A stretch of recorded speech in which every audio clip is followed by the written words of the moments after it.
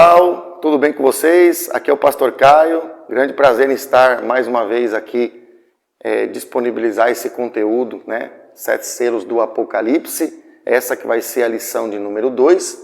E nós então vamos dar continuidade no trabalho que nós já temos proposto, um trabalho que fala da parte escatológica, né? Como a gente explicou, a gente vai dar uma base para você que não viu a aula 1. Aconselho que você confira lá no nosso primeiro episódio. Nós vamos dar uma base para depois entrar direto, né, na parte escatológica de uma forma mais profunda. Então, prazer em ter vocês aqui e vamos lá, vamos desenvolver o nosso material. Agora, antes da gente entrar na aula propriamente dita, eu queria dar um recado para vocês poderem estar acessando o nosso conteúdo. E nós criamos 2 canais no YouTube, que são canais diferentes, né, cada um com um propósito diferente. E para você acessar os canais é muito simples. Você entra lá no YouTube e você pode digitar Deus e a Ciência, o Caminho.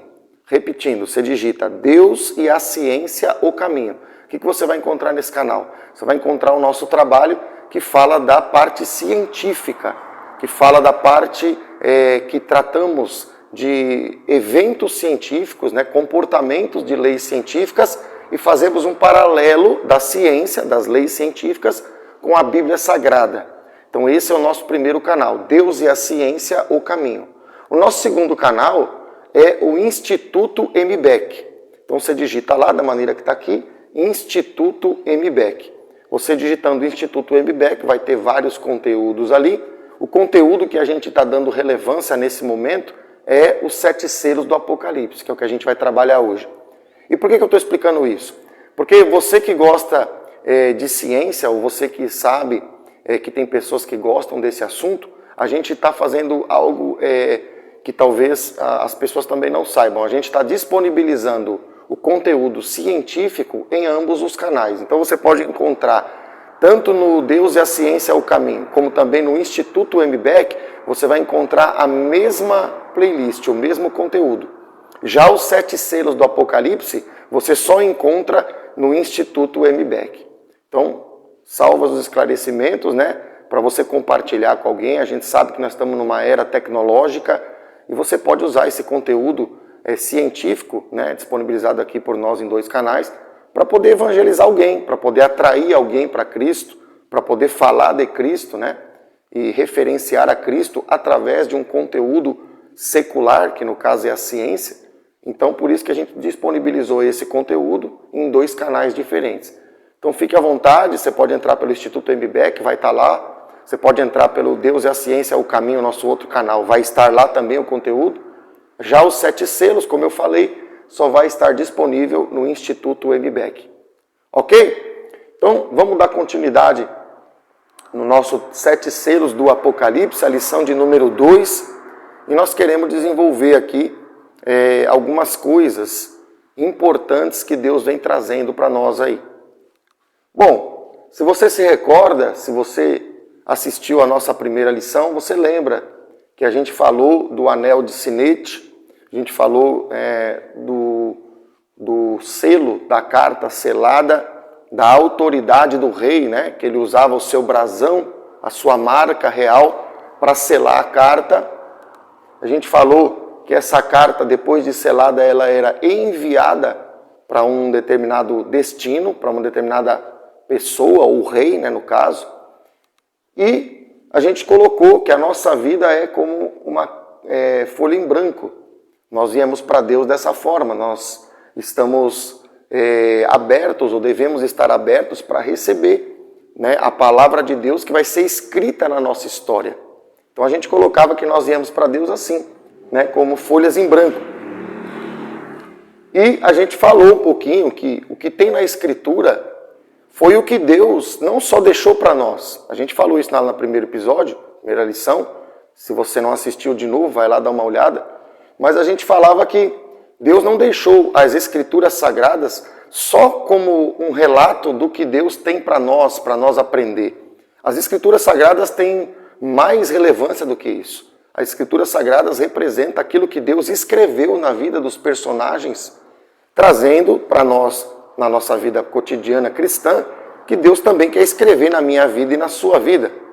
Então a gente entendeu que o fato de a gente ter o livro de Ezequiel, o livro de Daniel, o livro de Juízes e tantos outros livros, Deus está dizendo para nós que Ele foi capaz de pegar a vida dessas pessoas dessa forma e foi capaz de escrever, né, uma história na vida de cada um desses personagens. E é o que Ele quer fazer na minha vida e na sua.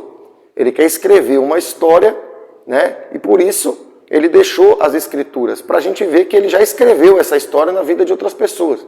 Então foi isso que a gente colocou, e eu estou colocando aqui, resumidamente, esse conteúdo para vocês relembrar e também para quem não viu, para poder entender o propósito desse livro maravilhoso. Então, o Espírito Santo é o responsável por escrever na minha vida. O Espírito Santo é o responsável por escrever na sua vida. O Espírito Santo, ele vai trabalhar na minha história, na tua história, para cumprir os seus propósitos, né? Conforme a gente busca, o Senhor vai trabalhando, vai escrevendo, e conforme Ele vai escrevendo, Ele vai criando um legado, né? Ele vai criando uma história com Ele. Então o Espírito Santo, Ele quer fazer isso na minha vida, na sua vida. Então se abra para o Espírito Santo. Creia no Espírito Santo. Deixa o Espírito Santo trabalhar na tua vida. Ele não trabalha só quando Ele te revela uma palavra. Quando você sai da igreja, né, Deus está me trazendo para cá, Ele vai trabalhar na tua vida cotidiana. Ele vai te dar sinais. Ele vai te dizer quando acabou a folha. Ele vai te dizer quando determinado assunto tem que receber um ponto final. Né? Deus está mandando eu falar isso para alguém. Tem coisa que Deus já botou um ponto final e você fica dando continuidade.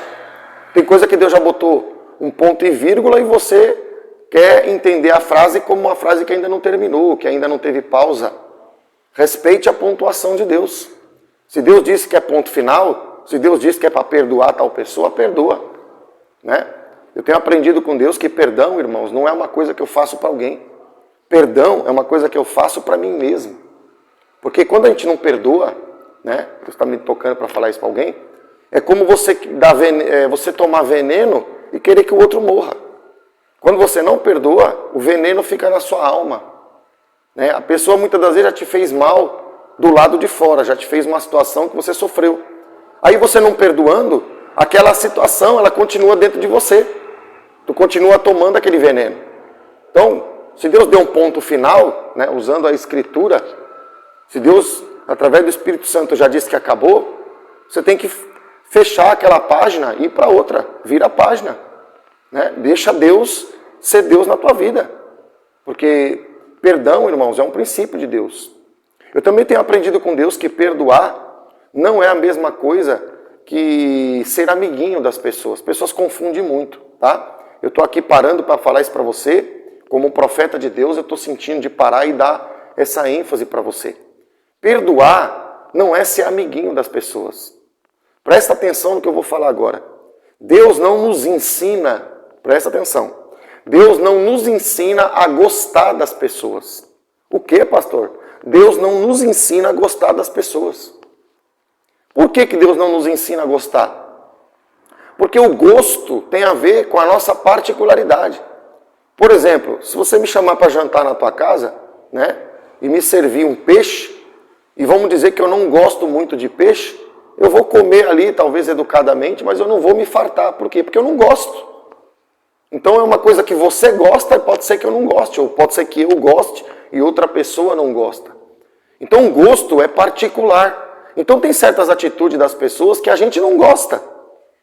Às vezes o nosso filho, a nossa filha, o nosso parente, ele faz uma coisa que a gente não gosta. E é normal. Como assim, pastor, é normal? É normal, porque do mesmo jeito que eu não gosto do peixe, eu gosto do peixe e o outro não gosta, tem coisa que a pessoa faz que a gente não gosta. Então eu não tenho que gostar de tudo que a pessoa gosta. Por isso que a Bíblia diz, andarão dois juntos se não estiverem de acordo. Então tem coisa que eu não concordo com a pessoa. E é normal? Pode acontecer? Pode acontecer. Mas a Bíblia diz que apesar de eu não ter que gostar de tudo que todo mundo gosta, eu tenho que amar. Eu não preciso gostar, mas eu tenho que amar. Qual que é a diferença, pastor? É que quando eu amo, eu vou fazer aquilo que for o melhor para a pessoa. Às vezes você pega o teu filho, dá uma corretiva nele, bota ele de castigo, você ama ele, mas você não gostou do que ele fez. Você ama ela, mas você não gostou do que ela fez. Então é possível a gente amar sem gostar. Está entendendo o que Deus está mandando falar? Então, às vezes, a gente está confundindo os valores. Não, eu tenho que gostar de tudo que meu irmão gosta porque ele é cristão, eu também sou cristão. Nem sempre.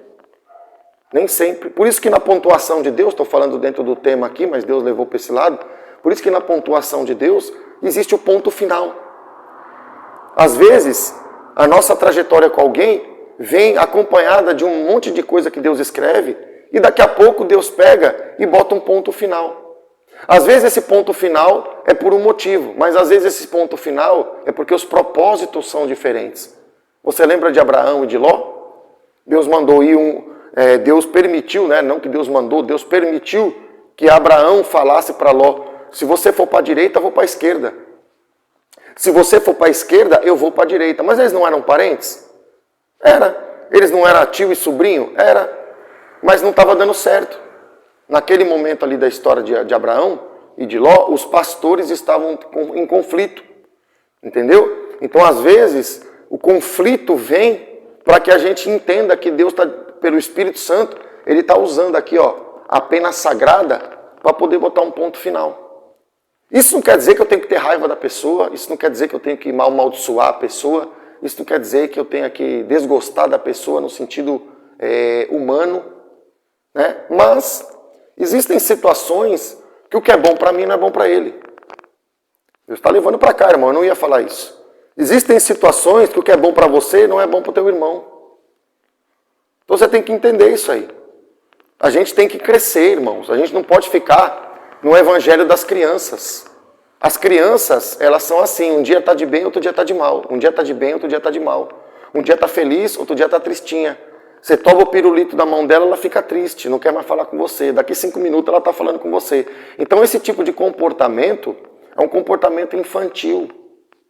Nós precisamos sair disso aí. Por que eu estou falando isso? Eu nem sei, mas Deus está levando para cá. Então, respeite a pontuação de Deus. O Espírito Santo vai colocar uma vírgula. O que é uma vírgula? Uma separação. Quer dizer que tem coisas que nós temos que separar. Tem gente que confunde lado profissional. Ô Jesus, não sei o que Deus quer aqui, irmão, mas Deus está levando para cá. Tem gente que confunde lado profissional com lado espiritual. Tem gente que confunde lado espiritual com lado familiar. Se você puder ter comunhão na família, amém. Glória a Deus. Mas, às vezes, irmão, vai ser necessário uma vírgula. Às vezes vai ser necessário um ponto final. Às vezes vai ser necessário um acento. O que é o acento? O acento é aquela coisa aguda que vem em cima da palavra. Às vezes vai ser necessário você sentar e pontuar para aquela pessoa os porquês de determinadas coisas. A gente, muitas das vezes, não fala. Às vezes a gente não se pronuncia. Né? Então precisamos parar naquela letra, naquela parte que Deus está escrevendo e chegar na pessoa e falar assim, assim, assim. Ser acentuado aquele momento. Tudo isso. Percebe que toda a gramática está nos ensinando? Deus está usando a pontuação para nos ensinar algo aqui. Então, irmão, saiba respeitar o ponto e vírgula, saiba respeitar a vírgula, saiba respeitar os pontos finais, saiba respeitar a mudança de página. Deus já não falou que tem uma nova história? Você fica lembrando do passado. Para alguém isso aí. Ficar naquele capítulo. Aquele capítulo já passou, fez parte da tua vida. Talvez não foi tão bom, mas Deus está mandando você mudar de página. Deus tem um novo capítulo para escrever. Entende por que a Bíblia é tão bonita e por que até a própria pontuação nos traz um ensinamento? Deus está mostrando para nós, irmão, que um texto sem pontuação ele fica uma confusão. Tem gente que a vida dele é meio confusa. E a Bíblia não diz que Deus não é Deus de confusão, então Deus é Deus de pontuação.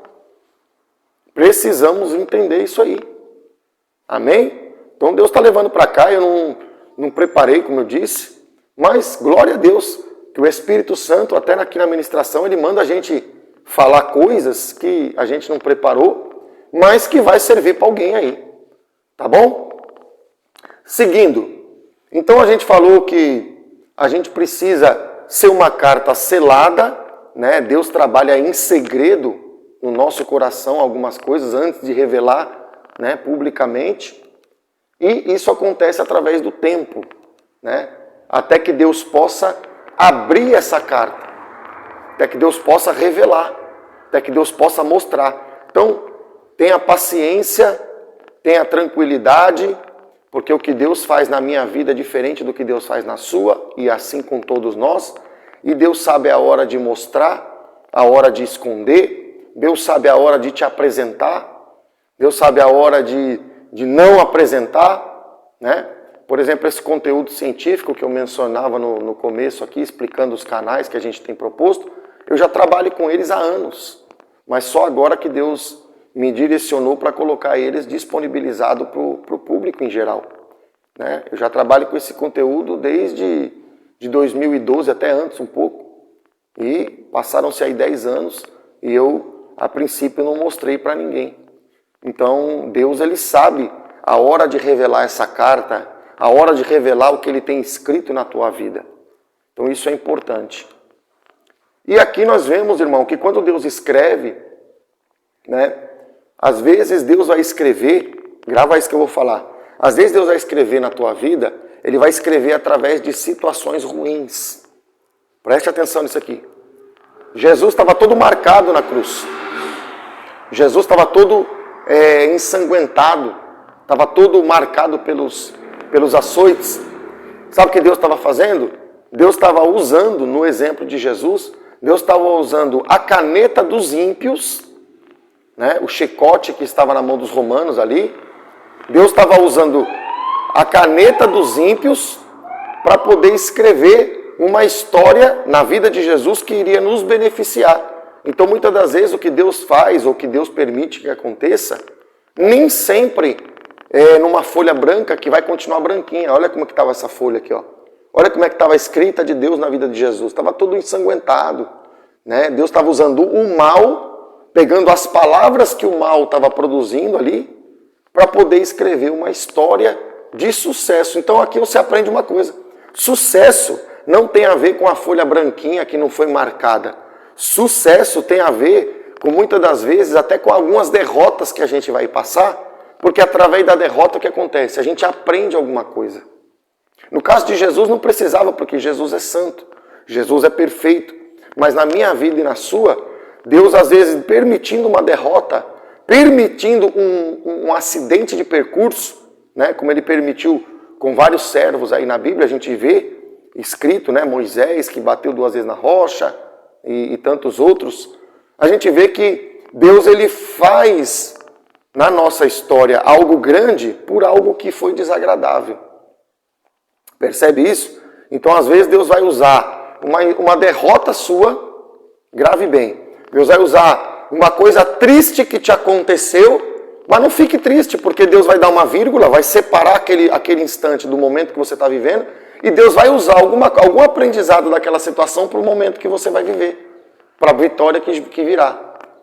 Então a gente aprendeu isso até com a história de José. José passou só tribulações, mas Deus usou todas as palavras negativas que José recebeu, sem ter feito nada, para colocar ele como governador.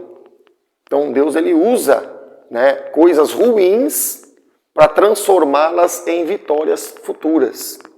Então, não creia num evangelho onde tudo é bonitinho, tudo dá certo 100%, Deus te dá a vitória e nunca você vai passar dificuldade. Esse não é o evangelho. O evangelho verdadeiro é quando a gente se prostra na presença de Deus e Deus vai escrever. Deus vai não só pôr palavras, mas ele vai dar sentido, ele vai pontuar e ele vai fazer, na pontuação dele, a mudança que a gente precisa. Eu creio que você que está me ouvindo tem vitória que você está esperando talvez faz 10 anos. Eu não falei que o meu trabalho aqui, Deus e a ciência, eu esperei 10 anos para disponibilizar ele para o público.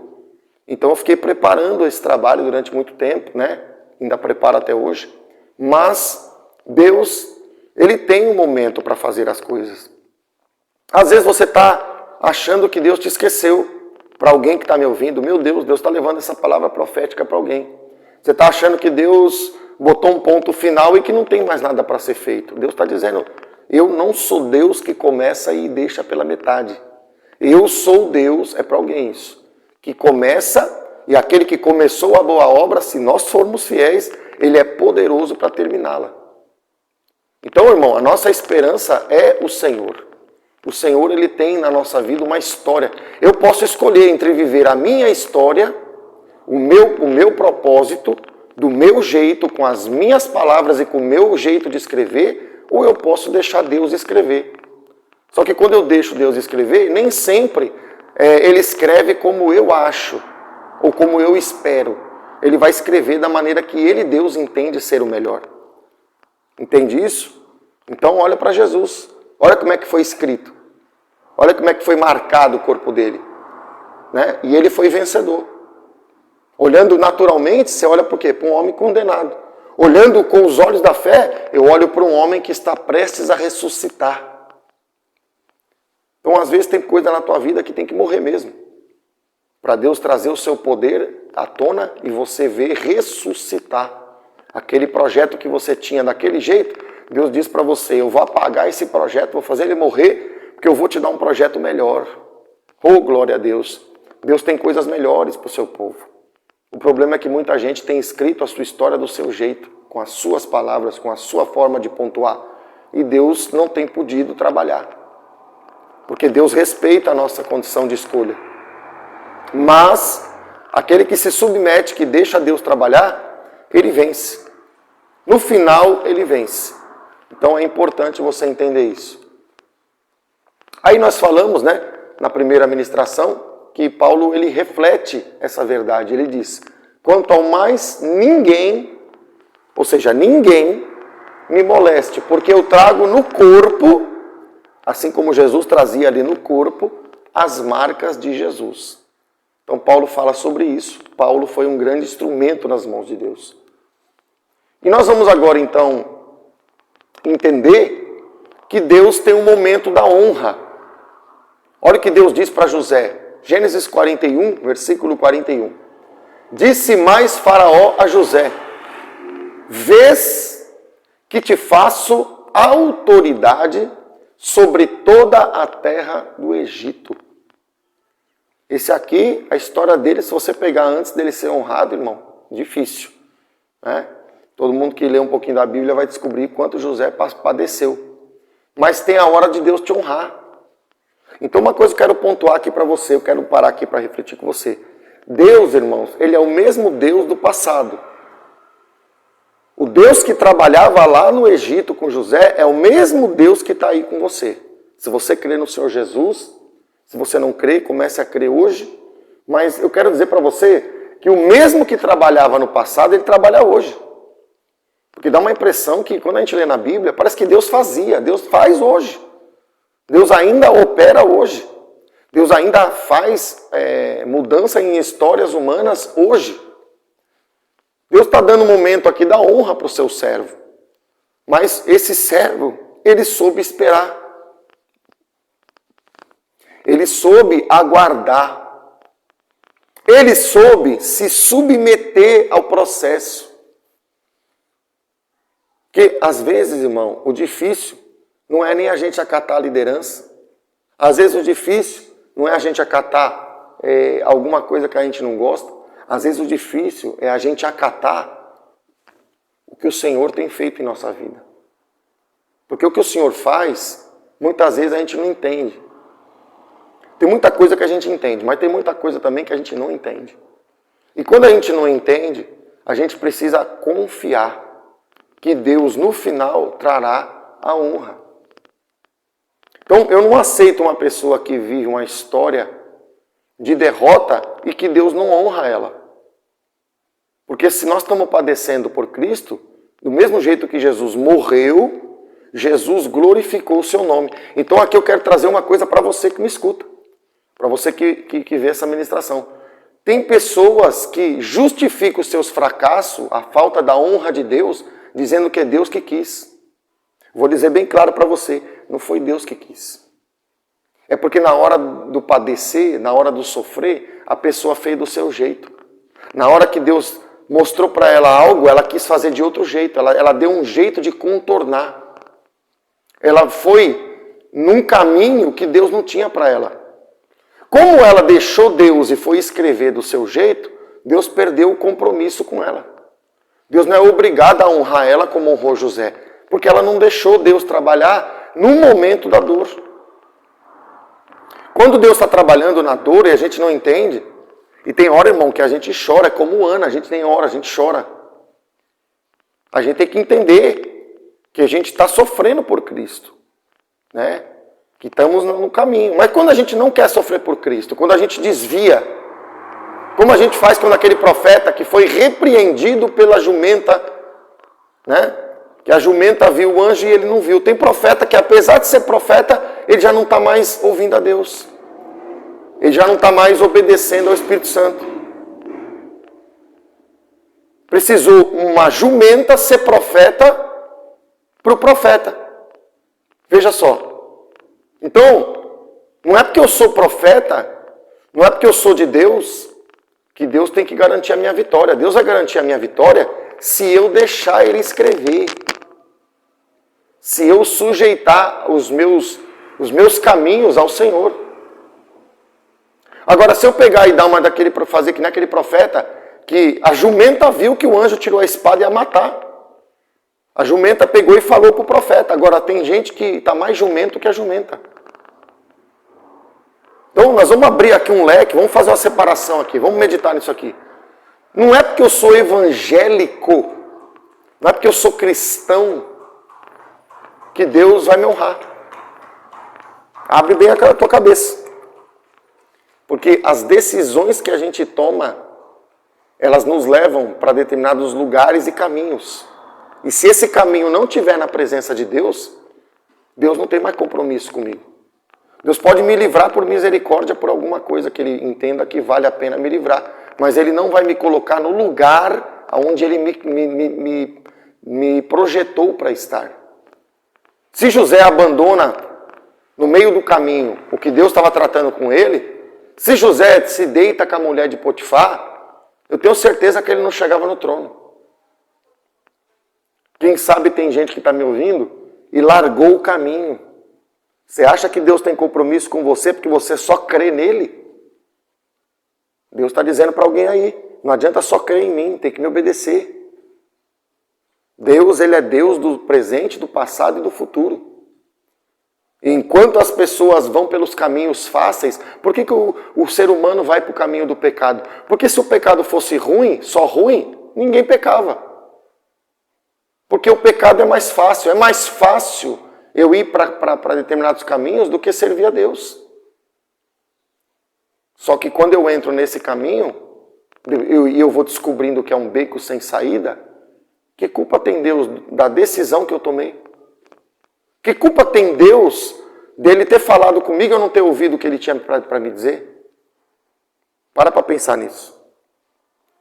Então a gente quer esclarecer para você que ser evangélico não resolve a tua vida. Participar de um coral não resolve a tua vida.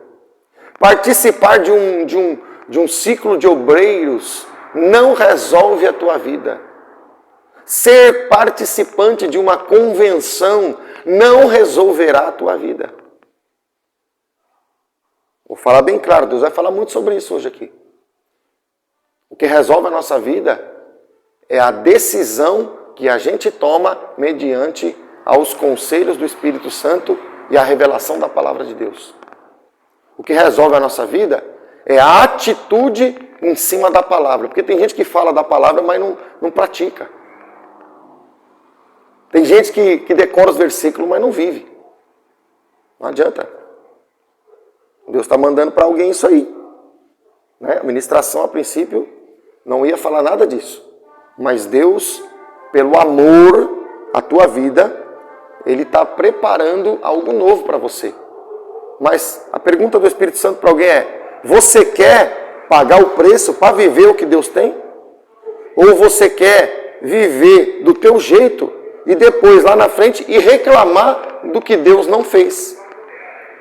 Importante a gente entender, a nossa vida está passando e nós precisamos caminhar com Cristo.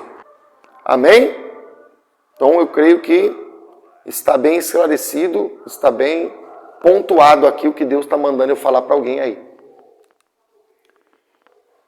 Continuação da honra de Deus sobre a vida de José, ele diz: então tirou o Faraó o seu anel de sinete da mão e o pôs na mão de José.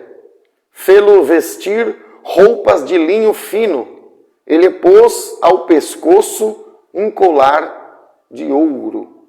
Olha que coisa maravilhosa. Deus bota um anel através de... Usa Faraó, que nem era crente. Às vezes Deus vai usar pessoa que nem é crente para te honrar, viu? Então, creia no Senhor e no seu mover. Tira o anel, bota o anel na mão de José. Por quê? Porque José foi marcado.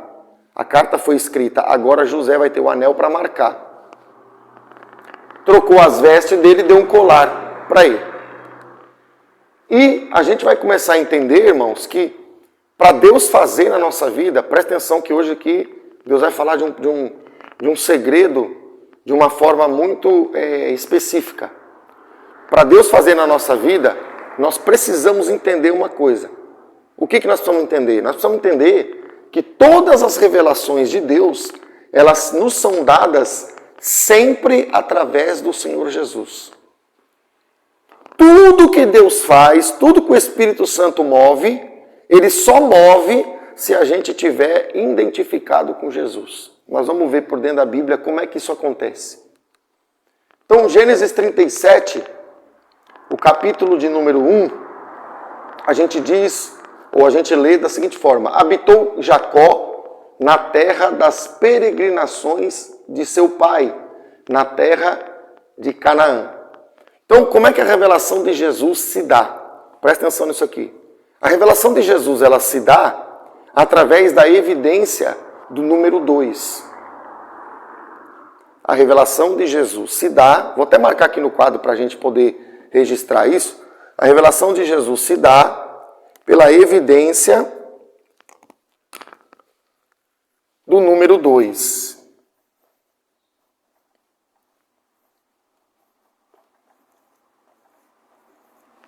Ok? Então o número 2, grava bem isso. O número 2 representa Jesus. Por quê? Porque é Pai, Filho e Espírito Santo. Jesus é o segundo, né, da Trindade, da manifestação do Deus triuno.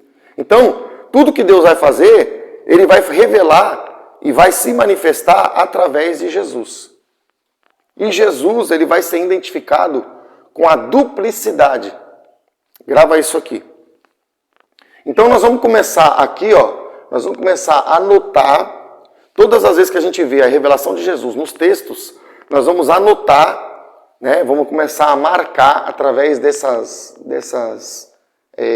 asteriscos, e vamos colocar um número no meio em vermelho, para evidenciar que Deus em Jesus está se revelando. A gente vai ver que isso vai aparecer durante todo o cânon bíblico. Toda vez que Deus for se revelar, ele vai mostrar uma forma de evidenciar Jesus. Então grava isso.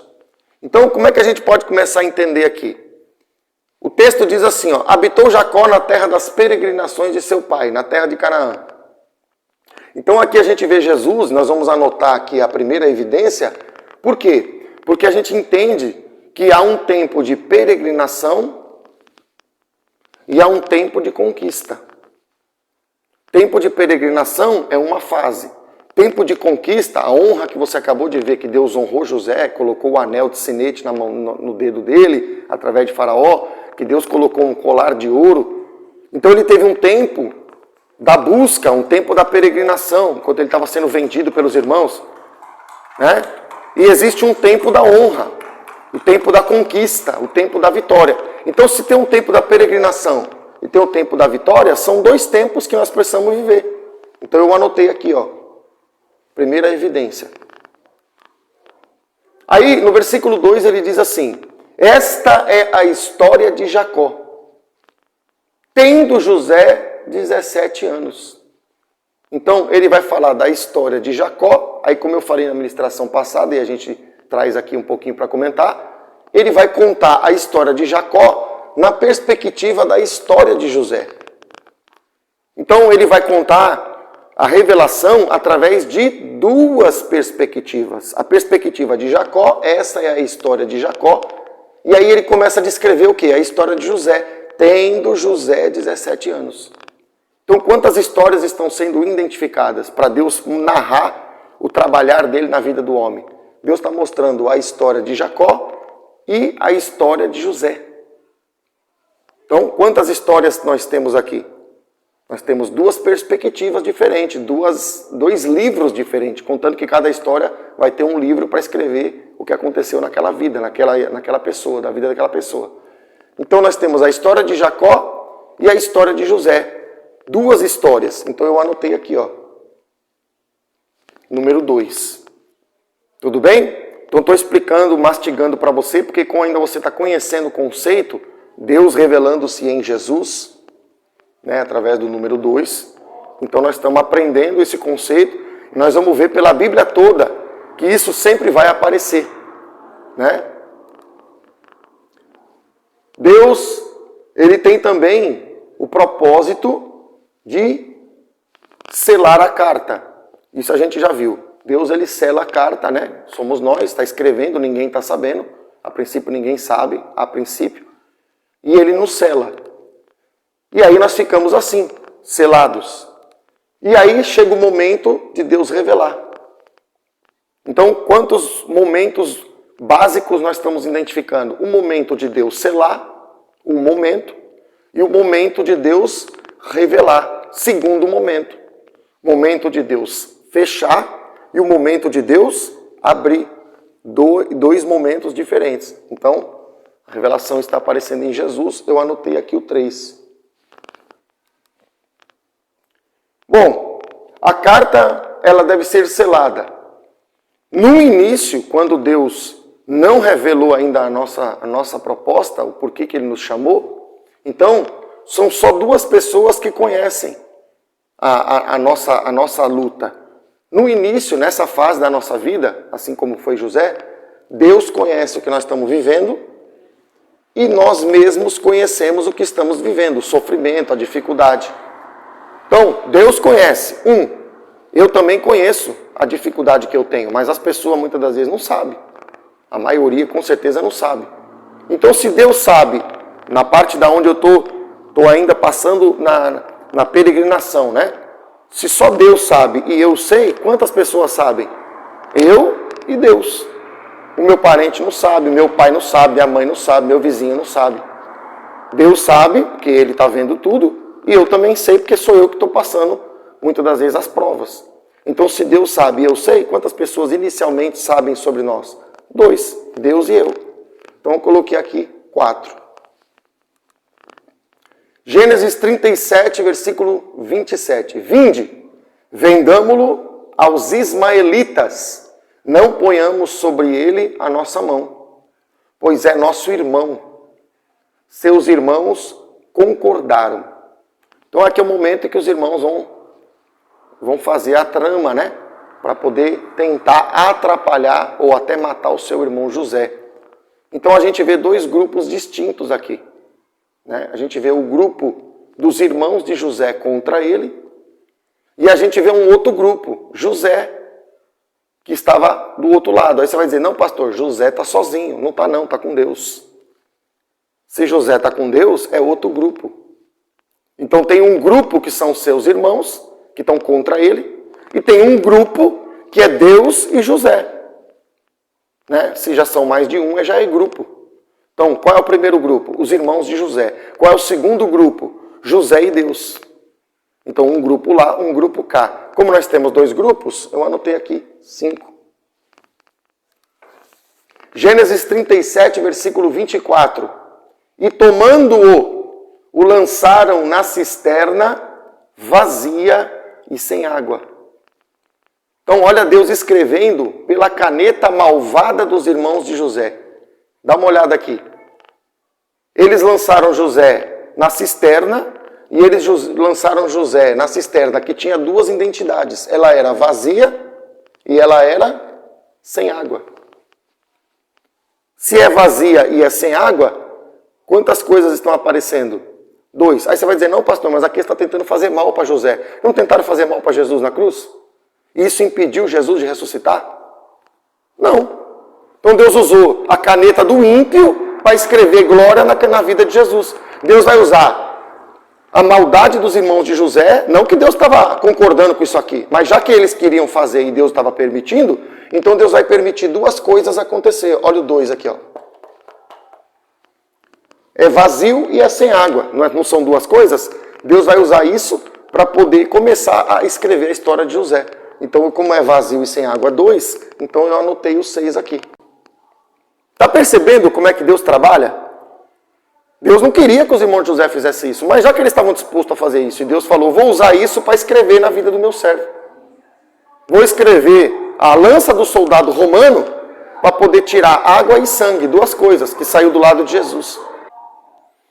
Percebe isso? Então Deus ele usa e revela Jesus até na parte onde a gente está sofrendo, até onde a gente está padecendo. Então anotei o 6 aqui, né, para Deus mostrar a evidência de Jesus. Gênesis 37, versículo 25. Ora, sentando-se para comer pão, olharam e viram que uma caravana de ismaelitas vinha de Gileade. Seus camelos traziam aromatas, bálsamo, mirra, que levavam para o Egito. Então disse Judá a seus irmãos, de que nos aproveita matar nosso irmão e esconder-lhe o sangue? Então aqui nós começamos a perceber que a primeira iniciativa, o primeiro projeto maligno que Deus vai usar depois para favorecer José, mas a intenção má, a primeira intenção má dos irmãos de José era matar José. Só que, como eles viram que isso daí era muito radical, o versículo 27, eles dizem, vinde e vendamos-los aos ismaelitas, não ponhamos sobre ele a nossa mão, pois é nosso irmão, é nossa carne. Seus irmãos concordaram. Então, quantos planos eles trabalharam para prejudicar José? Primeiro plano, versículo de número 26, eles queriam matar José. Segundo plano, eles viram que matar José era muito radical, né? Eles não quiseram ser pessoas que iam derramar o sangue do próprio irmão. Então, o segundo plano, qual foi? A venda de José para os ismaelitas. Então, quantos planos eles trabalharam, eles maquinaram contra José? O primeiro plano, o desejo inicial, era matar. Mas achou radical, achou muito forte esse plano. Então vamos vender. Então, um plano inicial e um plano que foi o plano que eles executaram, a venda de José para os estranhos. Então, como houveram dois planos na cabeça dos irmãos de José, então você vê que Deus, pela maldade, está se revelando. Percebe isso? Deus está se revelando no meio das coisas ruins. Então, eu anotei o 7 aqui, 2 planos para dar cabo de José. Versículo 28. E passando os mercadores midianitas, os irmãos de José o alçaram e tiraram da cisterna e o venderam por 20 siclos de prata aos ismaelitas. Estes levaram José ao Egito. Então a gente vê que José vai ser vendido primeiro para os ismaelitas, né? José vai ser vendido dos irmãos, na mão dos irmãos, para os ismaelitas que estavam indo para o Egito. E o versículo 36 vai mostrar o que vai acontecer na segunda etapa. Ele diz assim, entre mentes, os midianitas venderam José no Egito a Potifar, oficial de Faraó, comandante da guarda. Então o que a gente pode registrar aqui?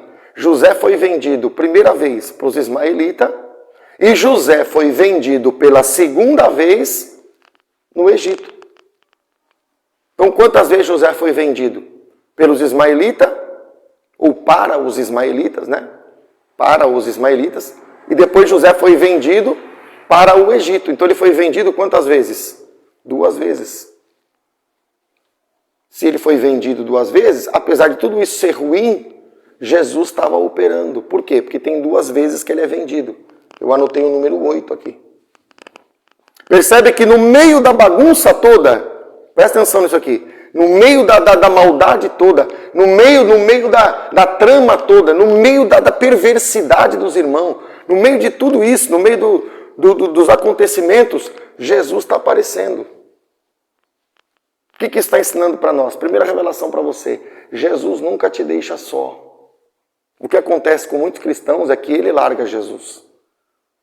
Ele começa a fazer a vida dele do jeito dele. Então Jesus não pode operar. José estava acontecendo tudo isso com ele. Ele deixou de confiar em Deus? Não. Porque a Bíblia vai dizer na sequência que ele fazia tudo direitinho lá no calabouço, nos momentos difíceis que ele vai viver.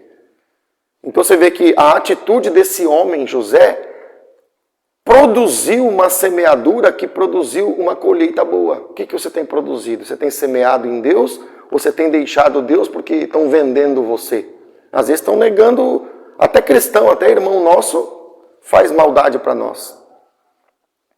Então a gente não pode entender que porque estão fazendo mal para nós, Jesus nos abandonou. Jesus continua ali. Está vendo que Jesus está aparecendo o tempo todo? Tudo acontece duas vezes com José, porque Jesus está ali. É maravilhoso, né, irmãos? A gente vê o cuidado de Deus. Nos momentos difíceis, nos momentos que não tem muito o que dizer. Mas a gente vê que Deus estava guardando esse menino, estava guardando o seu filho. Só que no coração de José havia uma fé. No seu coração tem que haver uma fé. Importante entender isso aí. Então tomaram a túnica de José, mataram um bode e a molharam no sangue. Então o que a gente vê aqui? A gente vê algumas identificações do 2. A primeira, quantos elementos os irmãos de José usam para tentar simular a sua morte? Se você olhar para o texto, você vai entender que foi o bode e o sangue. O bode, um elemento. O sangue, que eles vão usar para tentar enganar o seu pai Jacó, o segundo elemento. Então eu marquei aqui número 9. Na cruz, Jesus ofereceu também a sua vida como cordeiro.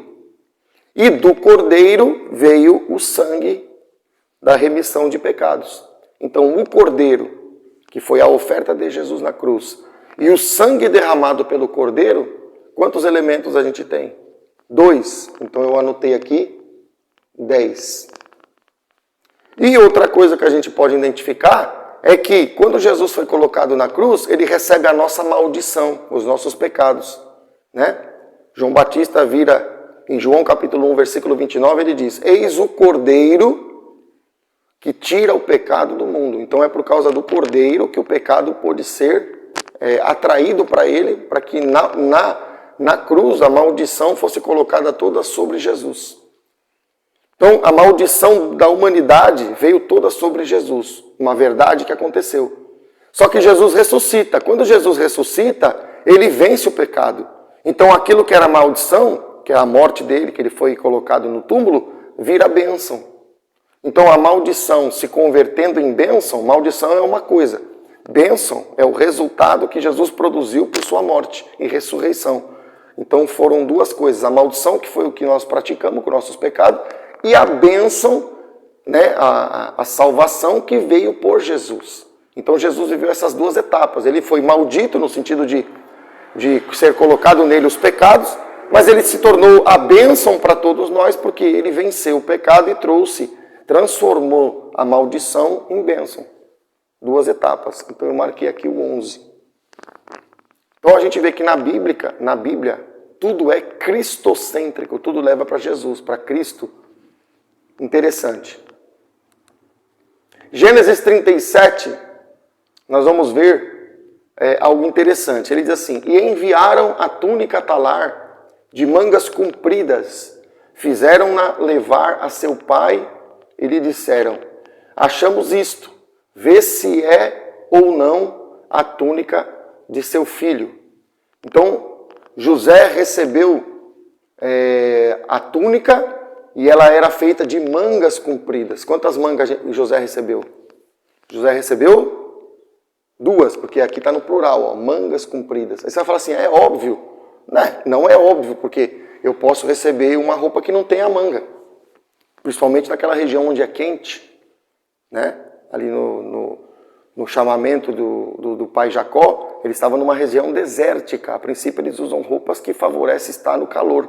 Mas ele recebe uma túnica e essa túnica tinha mangas compridas. Uma roupa que tem a duplicidade pelas mangas, né? Então eu registrei isso aqui como 12. E essas mangas compridas que José recebe como presente, elas representam o que Deus está fazendo na vida dele, apesar de estar fazendo isso de forma oculta, né? Deus estava trabalhando, revelando-se em Jesus na vida de José, mas a princípio eu creio que nem José estava vendo isso com clareza. Talvez você leu esses textos a vida inteira e nunca percebeu a evidência do 2. Mas hoje você vai começar a abrir os teus olhos para perceber que no meio de tudo que acontece, Deus está ali em Jesus. Importante entender isso aí. No versículo de Isaías 51, no versículo 9, olha o que a Bíblia diz. Desperta, desperta. Quantas vezes ele manda despertar? 2. Registrei ali como 13. Aí ele diz, arma-te de força, braço do Senhor. Desperta como nos dias passados, como nas gerações antigas. Não és tu aquele que abateu o Egito e feriu o monstro marinho? Então a gente, além da evidência de Jesus, né, desperta, desperta, que eu registrei como 13, a gente vê que a túnica de mangas compridas que José recebe também simboliza que José não ia se mover no braço da carne. Por quê? Porque o braço de José estava encoberto pelas mangas.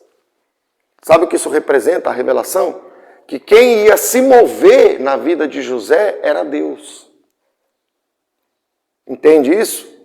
Quando eu movo o meu braço, o braço de Deus não se move. Quando eu movo a minha vontade, a vontade de Deus não se move. Agora, quando eu deixo a minha vontade à mercê da vontade de Deus, Deus se desperta, Deus acorda. Deus vai se levantar. Para quê? Para que Ele mova com força o seu braço. Percebe isso? Então tem muita coisa na nossa vida, irmão, que a gente tem muitas das vezes que se calar. Verdade, pastor? Verdade. Porque quando a gente fala demais, Provérbios vai ensinar que quem fala demais tropeça nas palavras. Jesus, a Bíblia diz que ele vai para a cruz e ele não abre a boca. Pastor, mas você está dizendo que eu não tenho que falar nada para ninguém? Não, não é isso que eu estou dizendo. Eu estou dizendo que a Bíblia diz que há momento para tudo. Né?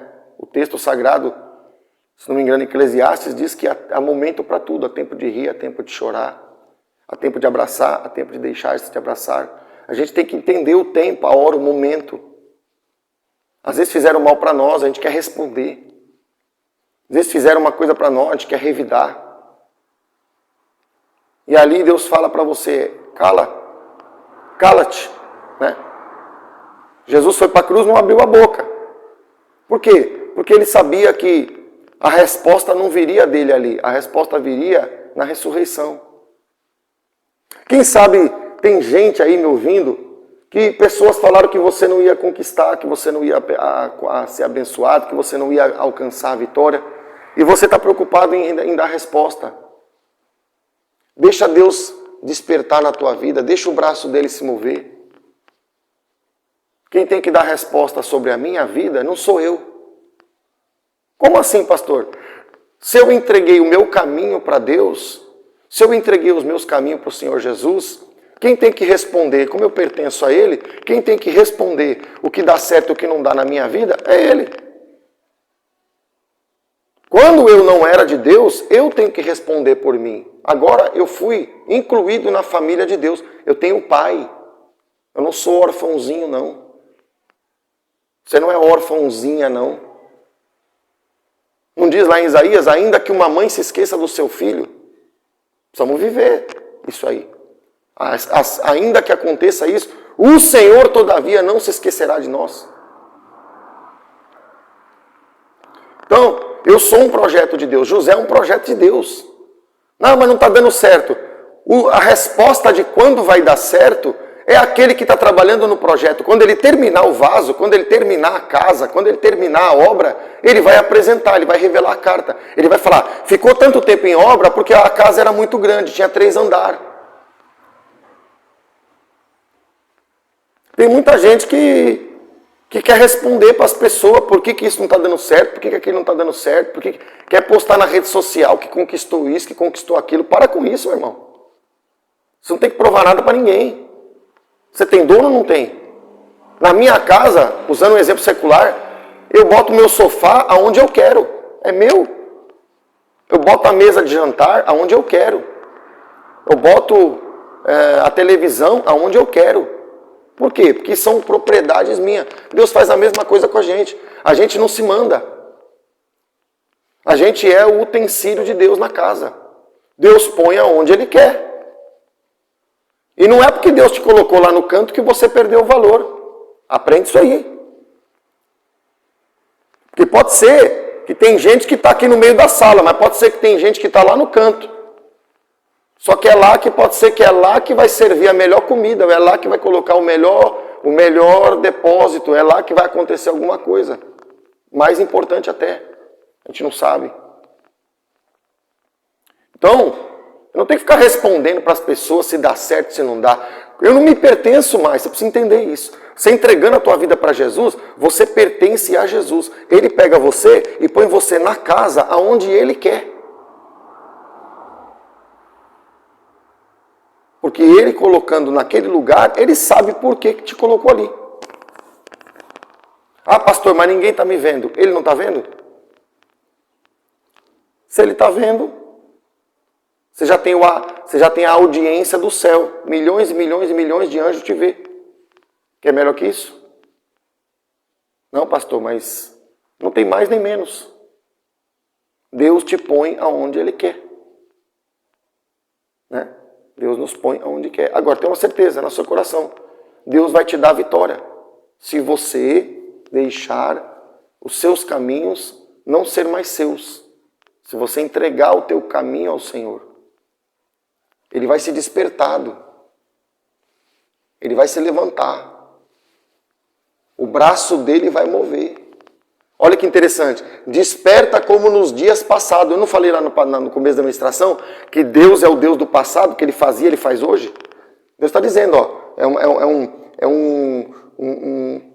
um chamamento, né? Desperta como nos dias passados, como nas gerações antigas. Então quer dizer que Deus, Ele continua Deus.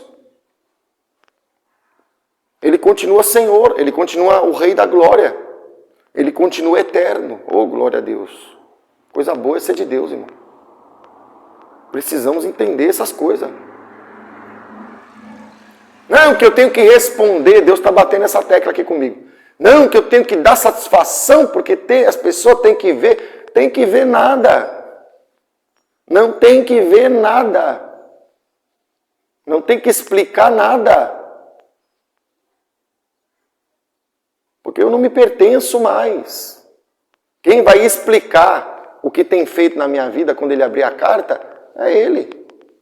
Quem vai mover o seu braço para fazer aquilo que precisa acontecer, para me levar para o lugar que Ele tem para mim, é Ele. Ele é o responsável pela minha vida. Entende isso?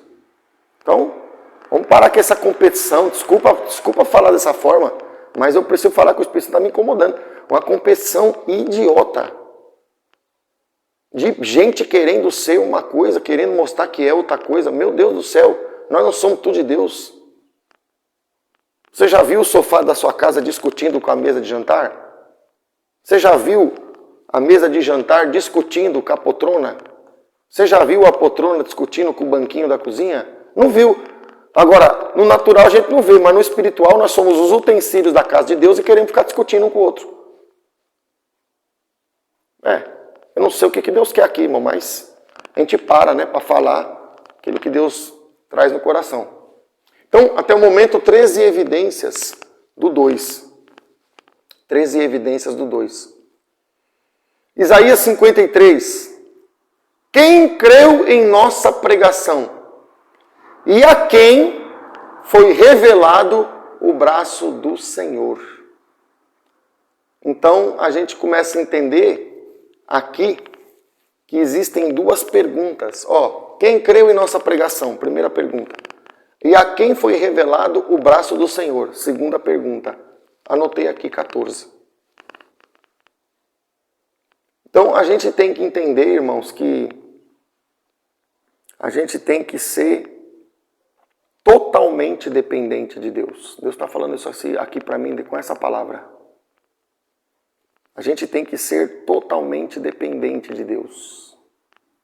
Não é dependente 80%. Não é depender 95%. A gente tem que ser 100% dependente de Deus. Como é que se faz isso, pastor?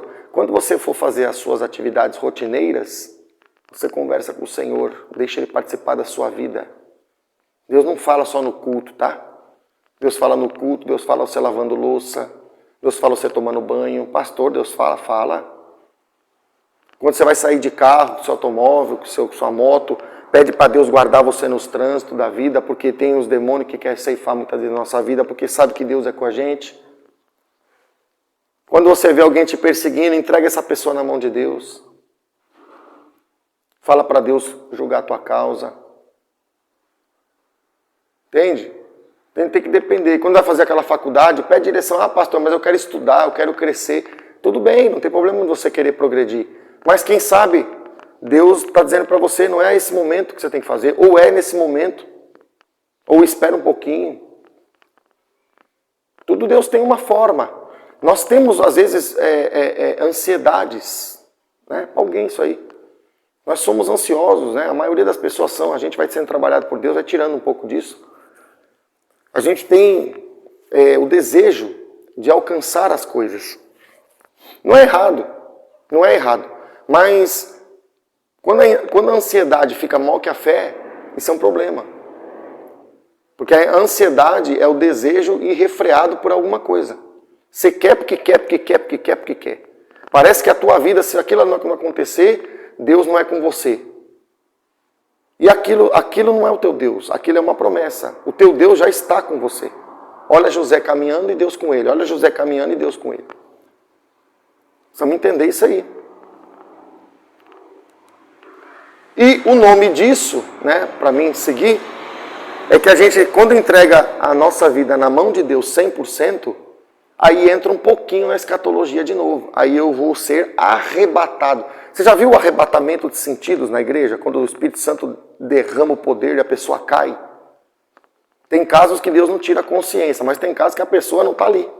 Ela está totalmente tomada por Deus. Então, se eu quero ser arrebatado lá, aí estou citando um pouquinho da escatologia, eu tenho que ser arrebatado por Deus aqui. Eu falei isso na primeira ministração, mas agora eu estou ampliando o conceito para você. Eu tenho que me entregar. Eu tenho que me entregar, me lançar nas mãos de Deus. Ai, pastor, mas é tão difícil, porque a gente, no natural, a gente confia nas nossas capacitações, na nossa força.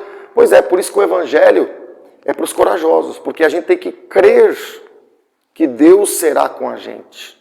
Eu saí da minha cidade, vim parar nessa cidade aqui, que é uma cidade pequena, muito pequena, perto de onde eu saí, e Deus falou para mim, fique aí.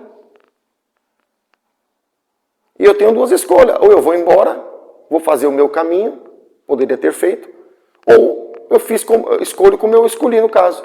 Crer que nesta cidade, que é uma cidade pequena, né, estou falando da cidade de Rio Grande, aqui no Rio Grande do Sul, é onde Deus escolheu para mim estar.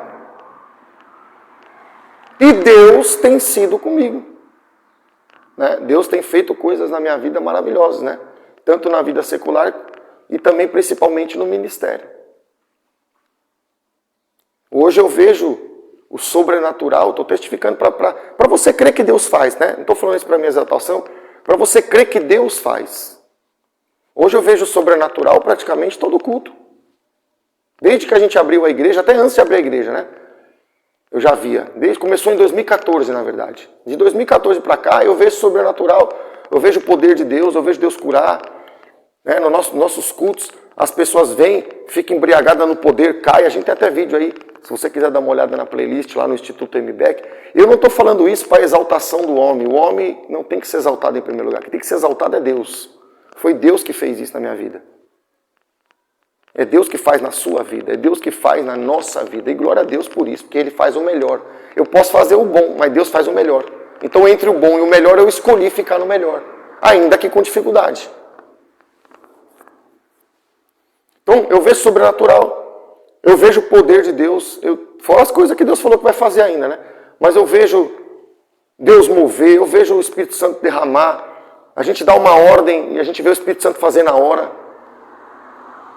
Coisa que eu já estou vendo isso faz 2014, 2022, né? 8 anos que eu estou vendo isso. Não que Deus não era comigo antes. Claro, Deus era comigo antes. Mas quando Deus tem um projeto com você, é com você. Ah, pastor, mas e se Deus der para o José e não der para mim? O que Deus tem para o José é para o José. O que Deus tem para Maria é para Maria. O que Deus tem para o Caio é para o Caio. Agora, busque o seu melhor em Deus. Tira da tua cabeça que o que Deus dá para o outro é melhor, que Deus ama mais o outro. Deus não ama mais e menos ninguém, Deus ama todo mundo igual. O que tem acontecido é que tem gente que se entrega, e tem gente que é participante e ele é seguidor ocasional da fé. Ele é como Herodes, ele gosta de ver alguém pregar. Lembra de Herodes e João Batista? Ele gostava de ver João Batista pregar, mas ele decapitou João Batista, então ele não está convertido ainda.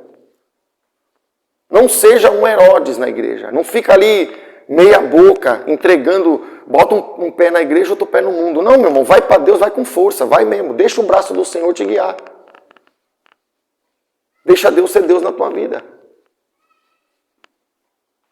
Entende? Deixa Deus ser tudo na tua vida. Deixa Ele te arrebatar. Porque se você for arrebatado daqui, é certeza que você vai ser arrebatado lá no tema escatológico que a gente vai desenvolver. Que o que nós estamos buscando, né? A principal promessa é ir com Jesus. Deus tem tudo para fazer na nossa vida. Mas tudo que Deus vai fazer, o centro da promessa não é nada dessas promessas. Essas promessas são importantes. Porque tudo que Deus fez na vida de José levou ele para o trono. Então a gente tem que viver o que Deus tem aqui. Mas Deus tem a principal promessa, nos levar para lá. Então, importante, né? Importante. Eu estou mastigando, né? Deus manda parar, manda refletir. E a gente vai mastigando a palavra, vai digerindo ela, tenha paciência até para assistir este vídeo. Você vai mastigando, você vai entendendo o que o Espírito Santo está falando, e ele vai transformando a sua vida, e ele vai te trazendo para o propósito, sendo a vontade de Deus. Então, como são 2 perguntas, olha o que eu fiz aqui, registrei aqui 15. Né? Quem creu em nossa pregação e a quem foi revelado o braço do Senhor? Então, a gente vê 2 perguntas, registrei o 15. Olha, já temos 15 evidências de Jesus. Interessante. João capítulo 12, versículo 37. E, embora tivesse feito tantos sinais na sua presença, não creram nele. Então, Deus está mostrando que Jesus fez um montão de sinais, ou seja, manifestações do poder de Deus, e mesmo assim, não creram nele. O que Deus está mostrando? Quando a pessoa não quer crer, nem quando ela vê, ela crê. Porque a gente tem que crer sem ver. A nossa fé é assim, né? A fé não é pelas aparências, a fé é uma fé pela visão espiritual. Como é que eu tenho certeza que Deus vai fazer na minha vida? Porque eu creio. Porque eu sei que Deus já fez muitas vezes, então Ele vai fazer de novo. Ah, mas aonde que está essa fé? No meu coração. Então eu estou crendo sem ver. Essa é a fé genuína. Mas tem gente que é tão ruim, que empresta a sua vida para o mal, que embora tivesse feito tantos sinais na sua presença, mesmo vendo Jesus fazer, não creu. Triste isso. Então não seja uma pessoa obstinada para as coisas que não são de Deus, porque a obstinação cega a gente. Né? Então a gente tem que ser inteligente. Poxa, Deus fez na vida do irmão. Deus fez no fulano, fez no ciclano. Vale a pena eu me entregar para Ele, porque Ele vai fazer na minha vida. Né? Vai fazer na sua vida, porque Ele é fiel.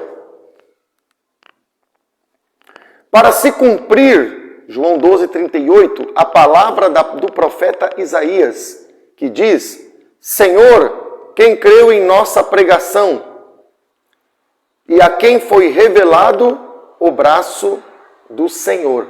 Então aqui a gente tem um momento, irmãos, que existe uma parte onde Deus fala, né? Deus fala pelos profetas, e existe um momento em que Deus cumpre, para se cumprir a palavra do profeta Isaías.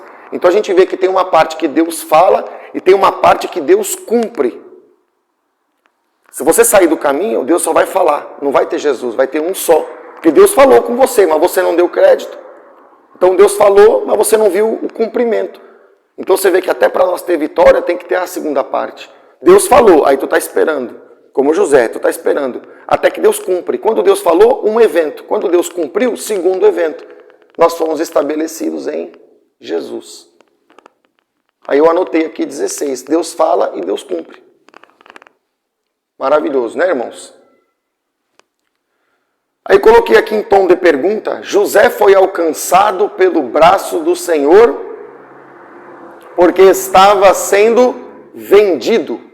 Então José foi alcançado pelo braço porque estava sendo dado como perdido.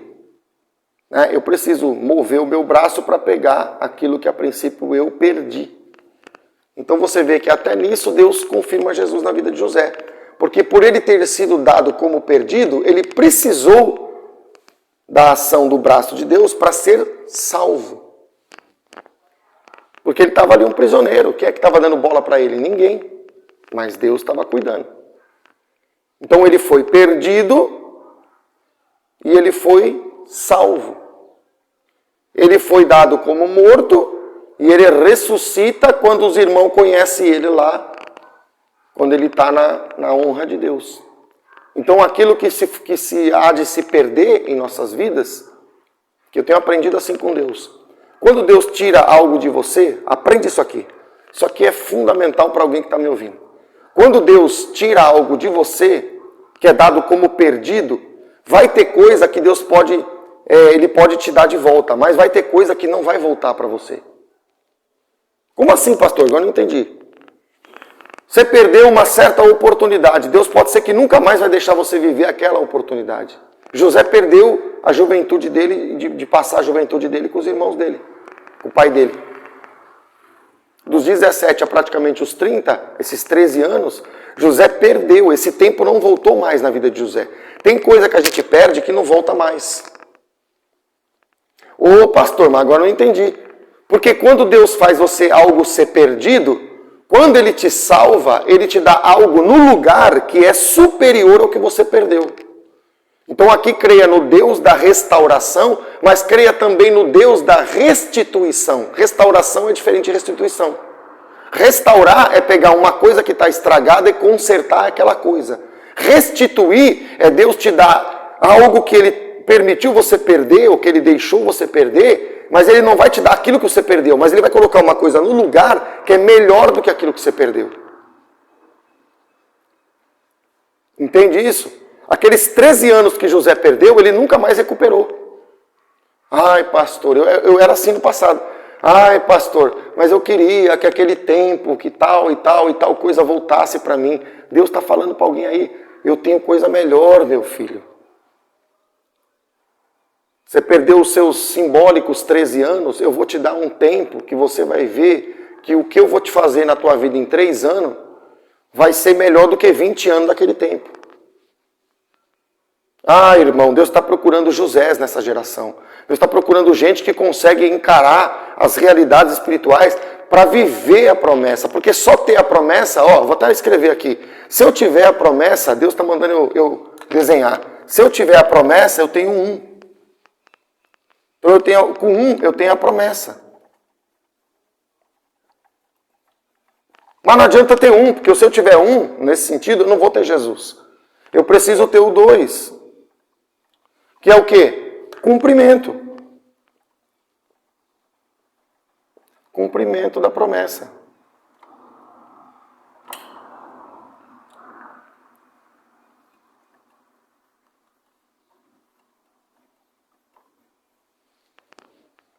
Eu tenho que ter essas duas coisas aqui. Eu tenho que ter isso aqui, ó. Tem muita gente que fala, mas não chega nunca nisso aqui, ó.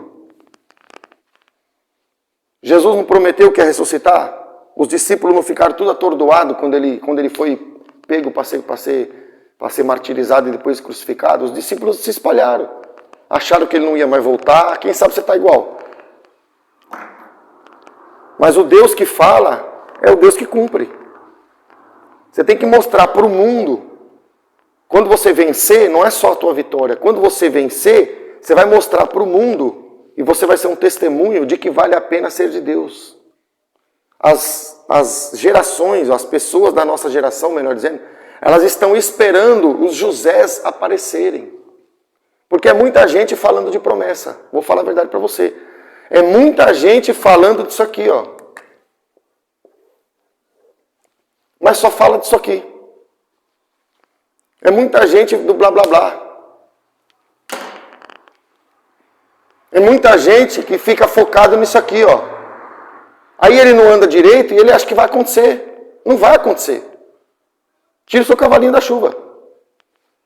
Isso aqui só vai virar isso aqui se você suportar o que precisa suportar para chegar. Entende isso? E quando você chegar, não é só você que chega. Deus chega para todo mundo através da tua vida. Porque as pessoas vão olhar para você e vão falar, poxa, é mesmo. Ele estava lá, ele falava que Deus ia fazer e olha lá, Deus fez. Tem que ter o 2, tem que ter Jesus. As pessoas estão esperando Deus fazer na tua vida para crerem mais em Deus. Eles querem ver o teu testemunho. Porque senão está escrito na Bíblia a promessa. Mas cadê o cumprimento na tua vida? Aqui está na Bíblia, aqui está na boca do profeta. Mas aqui está na tua vida. É aqui que Deus escreve. Termina o 2 aqui, ó. Então estou sentindo de esclarecer isso para você. Quando José foi perdido, se deu por perdido, né? Deram por perdido, uma fase. Quando José teve que ser salvo, segunda fase. José viveu a aflição. O Evangelho também participa da aflição, tá? Muitas são as aflições do justo. Perceba que a aflição não é do crente. Não está escrito, muitas são as aflições do crente. Tem aflição que crente está vivendo porque é desobediente também. Muitas são as aflições do justo. José provou isso. Teve o tempo da aflição, mas teve o tempo da alegria. Tem crente que só tem aflição. Deus nunca justifica ele. Está errado, irmão. Tem que ter aflição, vai ter, mas tem que ter alegria. 2 fases, 17. Então, vamos mostrar para esse mundo que a nossa fé funciona. Vamos mostrar para esse mundo que Jesus ainda cura, liberta, salva e faz obra.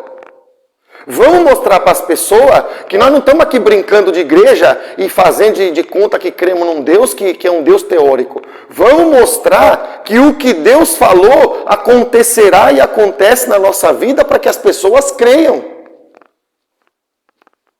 Porque eu posso questionar a promessa. Mas quando Deus fala e Ele cumpre, como é que a pessoa vai questionar um doente que está curado?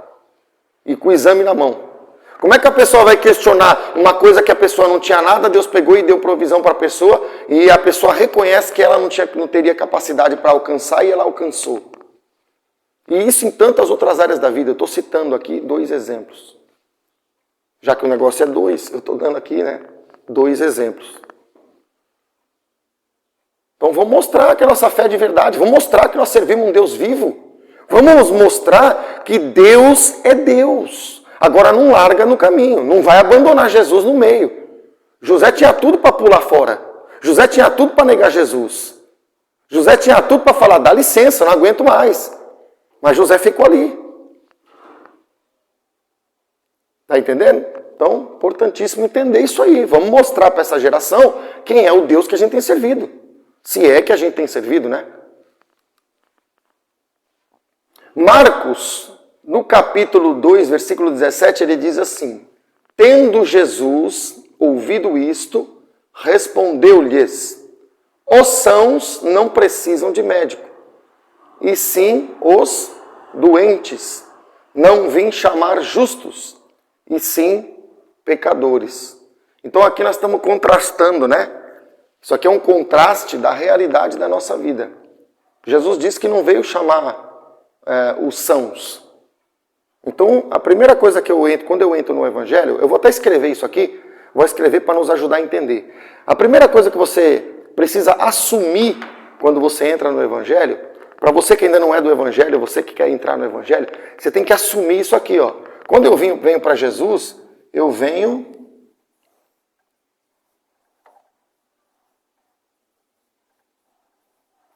doente. Ah, pastor, mas o fulano é tão bonzinho. Se fosse tão bom, não precisava aceitar Jesus. Isso não quer dizer, irmão, que eu não tenha qualificações, que eu não tenha coisas boas na minha vida. Entendo o que Deus quer falar aqui. Mas quando eu venho para Jesus, eu estou reconhecendo que eu não sou tão bom assim. E Jesus diz: os sãos não precisam de médico. Mas o pecador precisa. Eu não sou mais pecador. Por quê, pastor? Vou explicar a diferença para você.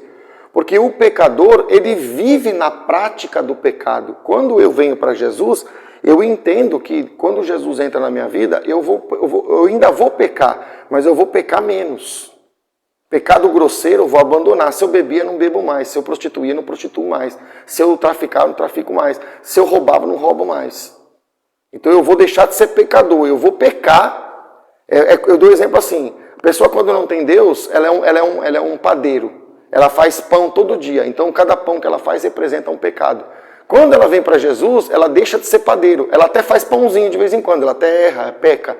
Mas ela não vai pecar com a quantidade grosseira e com a forma que ela pecava quando ela não conhecia Deus. Então, Deus está dizendo que o Evangelho muda a nossa vida. Paulo escreve, nas cartas dele, ele diz que ele escreve aos santos. Então, como é que eu posso ser pecador e ser santo? Ah, pastor, mas eu peco. Ah, não é porque eu fiz um pão que eu sou um padeiro. Eu fiz um pão de vez em quando. De vez em quando a gente dá uma deslize, faz um pãozinho, vamos dizer, um pecadinho, né? Um pecado. Mas tem que haver uma diferença do que eu era e do que eu sou. Então Deus está me curando. Eu estou na igreja para ser curado. Aceite isso. Não, pastor, mas eu já estou curado. Sempre tem uma coisa para melhorar. Sempre tem. E se nós temos a realidade da doença e Jesus tem a cura, doença e cura, 18. José foi levado ao Egito, Gênesis 39, 1. E Potifar, oficial de Faraó, comandante da guarda egípcio, comprou-o dos ismaelitas que o tinham levado para lá. Então a gente vê que Deus faz uma aliança com José, primeira aliança. E Potifar vai fazer uma aliança com José. Ele vai ver algo de Deus na vida de José, sem conhecer Deus de José. E ele vai fazer uma aliança, que tanto que ele vai dar o controle da casa dele para José cuidar. Então José teve aliança com Deus e José teve aliança com Potifar. Quantas alianças? 2. Eu anotei, eu vou anotar o 19. Então José teve aliança com Deus e José depois firma uma aliança com Potifar. Como é que a gente prova isso? Versículo 2. O Senhor era com José, aliança com José, que veio a ser homem próspero. Está vendo que Deus prospera de fato? Deus prospera. E estava na casa do seu senhor egípcio. Então ele foi próspero aonde? Dentro da casa de Potifar. Por isso que Potifar vai dar para ele autonomia para ele cuidar. Então já registrei o 19. 2 alianças que José faz. Vendo Potifar que o Senhor era com ele e que tudo o que ele fazia, o Senhor prosperava em suas mãos. Então o que está acontecendo aqui? Potifar está percebendo que José é de Deus. E ele fazia, o Senhor prosperava em suas mãos. Tudo que ele fazia, o Senhor prosperava. Potifar percebeu, então Deus é com ele mesmo. E o que isso traz para nós? Isso traz para nós que a carta da nossa vida ela pode ser aberta ou ela será aberta em dois momentos distintos. Como assim, pastor? O primeiro momento em que a carta está sendo aberta, ela não está sendo aberta para todo mundo, ela está sendo aberta de forma pontual. Porque quem está percebendo que José é de Deus é Potifar. Então era só Potifar que percebia que Deus era com José. Então é uma abertura de carta pontual, é uma abertura de carta específica. Quando José sentar no trono, ele vai ter a vida dele revelada para todo mundo. E aí vai ser uma abertura de carta, Deus vai abrir a vida de José para as pessoas poderem ler o que Deus fez, só que aí Deus vai abrir de forma pública. Então, se tem uma abertura pontual, que é para alguma pessoa ver, e se tem uma abertura que é pública, existem duas aberturas de carta, dois momentos em que a carta é aberta. Como tem dois momentos que a carta é aberta, registramos aqui 20. Primeiro, só Potifar percebe que Deus é com ele. Depois, todo mundo, no segundo momento, todo mundo vai saber que Deus é com José. Gênesis 45, 5. Agora, pois, não vos entristeçais, nem vos irriteis contra vós mesmos. É José falando. Por me haverdes vendido para aqui. Porque para a conservação da vida, Deus me enviou adiante de vós. Então, o que Deus está mostrando aqui? Onde que está Jesus pela evidência do 2? A gente vê que existem pessoas que vão adiante e existem pessoas que ficam para trás. Porque se José diz que Deus enviou ele adiante, quando ele está se revelando para os seus irmãos, então José foi na frente. E se José foi na frente, o que aconteceu com os irmãos? Ficaram para trás. Então, na frente e atrás, são duas realidades para Deus manifestar o seu plano. José foi adiante. Os irmãos e o pai e a família ficou para trás. À frente e atrás, duas condições distintas. 21. Então, não se preocupa se tem gente que está passando na tua frente. Às vezes você está lá 5 anos orando, 5 anos pegando a palavra, 5 anos lá no jejum, e tem um irmãozinho lá que, com 3 anos lá, tu está vendo, parece que ele está andando, as bênçãos dele estão mais maior que a sua. Não se preocupa. Não se incomode com isso. Deus trabalha com cada um no seu tempo. José foi na frente, os irmãos ficou para trás. Mas Deus ia reunir de novo. Né? Nesse episódio do acerto de contas, Deus vai tratar os irmãos, mas também vai reunir a família de novo. Isso aqui é escatológico. Sabe por quê? Porque na hora que Jesus mandar o anjo tocar a trombeta, que nós for para ser arrebatado, que é o que a gente vai trabalhar mais à frente, Deus vai reunir a família de novo. Deus vai pegar o irmão que está lá no extremo norte, Deus vai pegar o irmão que é irmão que está lá no extremo sul, Deus vai pegar o irmão que está lá no outro lugar, lá no outro país, Deus vai reunir a família de novo.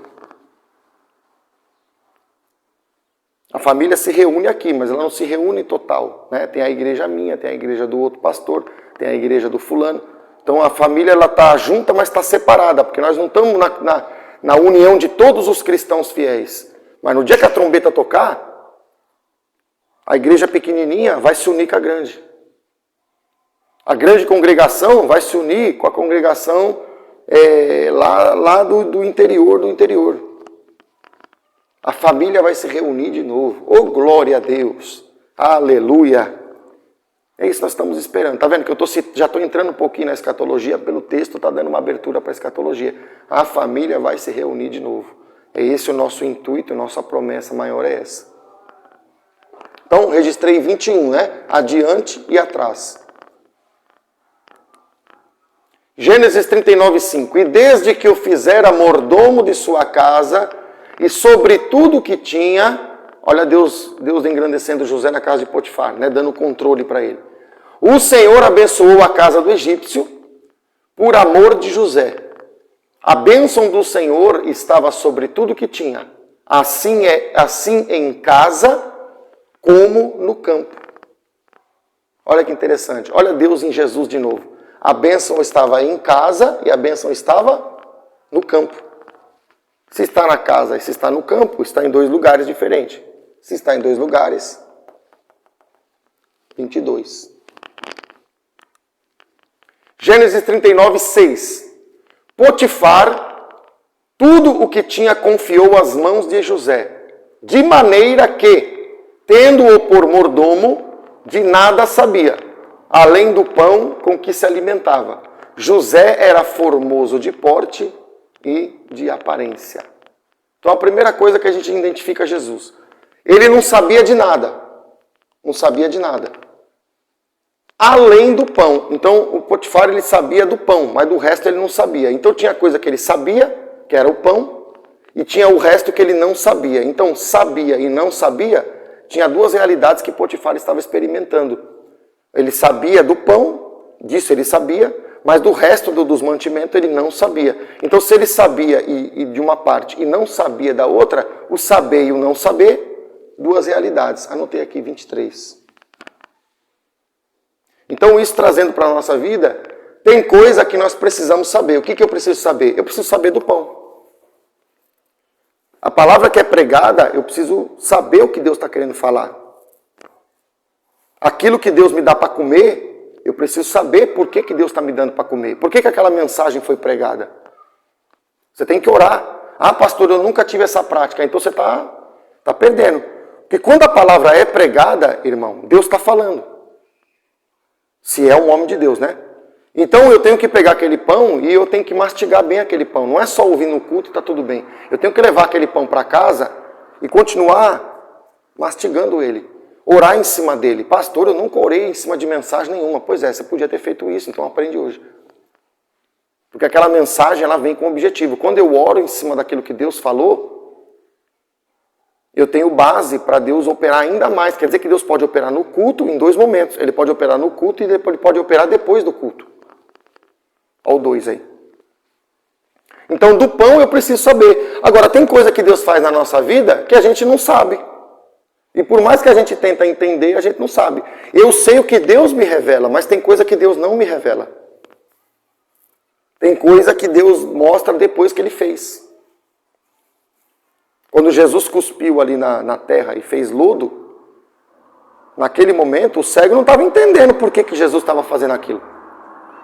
Mas ele não falou, não quero receber. Ele ficou na dele. Jesus cuspiu, fez lodo lá, né? Colocou saliva no meio da terra, fez lodo, passou o lodo nos olhos do cego. O cego estava entendendo? Não estava entendendo nada, ele nem estava vendo. Então tem coisa que Deus faz que eu não entendo, mas tem coisa que Deus fala, dá para entender e a gente faz que não entende. Então aquilo que é para mim entender, eu tenho que usar. Aquilo que eu não entender, deixa Deus trabalhar. O 2 está confirmando, são duas realidades que a gente participa como cristão. Deus falou para Abraão que ele ia ter uma grande descendência. Aí ele ficou sabendo quem ia ser essa descendência que somos nós? Não. Mas o que ele ficou sabendo? Que haveria uma descendência. Então tem uma parte que Abraão sabia, tem uma parte que ele também não sabia. Estou exemplificando para você ver que o 2 aparece assim também. Então eu já registrei aqui o 23. Hebreus 11 vai mostrar que a nossa fé também vem pela evidência de Jesus. Olha o que ele diz. Ora, a fé é a certeza das coisas que se esperam. Uma afirmação sobre a fé. A convicção de fatos que não se veem. Se ela é uma certeza do que se espera e é uma coisa, e é uma convicção que é outra coisa, então a fé tem duas afirmações sobre ela. Então registrei aqui, 24. Duas expressões do que é fé.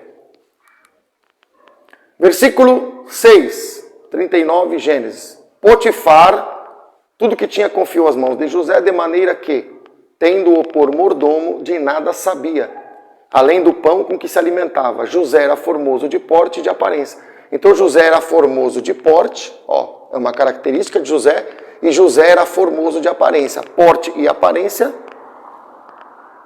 2, 25.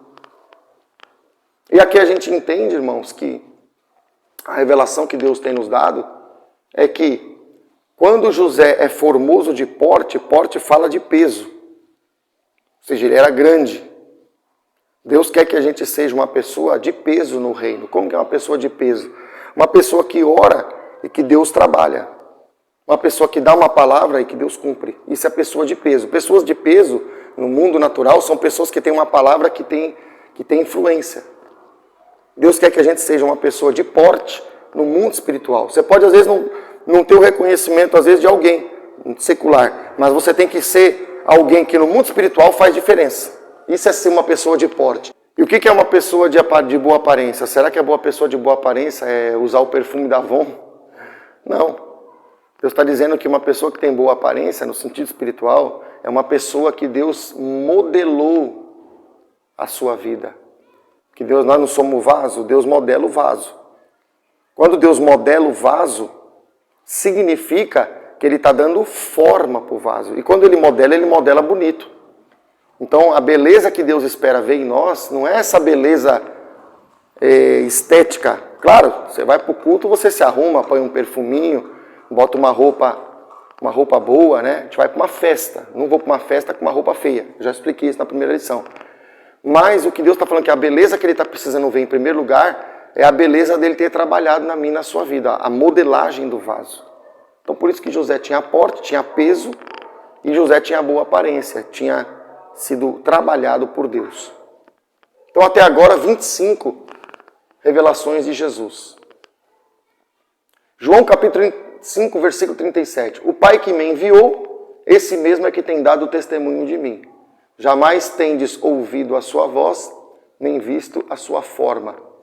Então aqui Deus está referenciando a voz de Deus e a forma de Deus. A voz de Deus é uma coisa, é o que Deus fala, e a forma de Deus é como Deus é. Então voz e forma, duas características atribuídas a Deus. Aí eu anotei aqui 26. Salmo 48, versículo 2.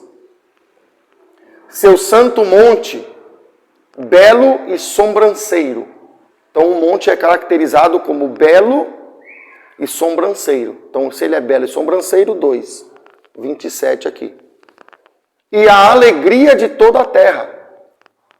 O monte Sião para os lados do norte, a cidade do grande rei. Então a gente vê que o 2 está aparecendo. E aqui, irmãos, eu queria complementar, né? Até agora nós vimos 27, vamos ver a 28, né? A 28 evidências do 2, que é Jesus. O que isso tem a ver conosco? Por que Deus está trabalhando e vai continuar trabalhando pelo 2, né? Porque Deus está mostrando, e eu preciso falar isso para você com todo carinho, que o 2, ele representa a tua comunhão com Deus. Porque deixa eu falar uma coisa para você. Tem gente que pensa que o mais importante é ele ser um obreiro. Tem gente que pensa que o mais importante é ele ser um pastor. Tem gente que pensa que o mais importante é ele ser líder de alguma coisa. Tem gente que pensa outras coisas. Mas Deus está mostrando pela evidência do 2, a 28ª evidência do 2, que o mais importante, aquilo que te sustenta de verdade, é o 2, que é a comunhão entre Deus e você. Vou repetir para alguém que precisa mastigar isso no seu espírito. O que importa na tua fé, o mais importante da tua fé, é a comunhão entre Deus e você. A tua comunhão com Deus, que é Deus e você são 2, é o que faz tudo acontecer depois. Quando José estava no Egito, ele estava sozinho. Não tinha convenção de pastores da Assembleia de Deus, viu? E de outras igrejas. Não tinha a estrutura eclesiástica que nós vemos hoje. Não tinha púlpito. Não tinha microfone. Não tinha coral. Não tinha reunião dos obreiros. Não tinha. Pastor, isso é ruim? Não, isso é bom. Só que tem gente que está se apoiando nisso e esquece que o que interessa mesmo é isso aqui.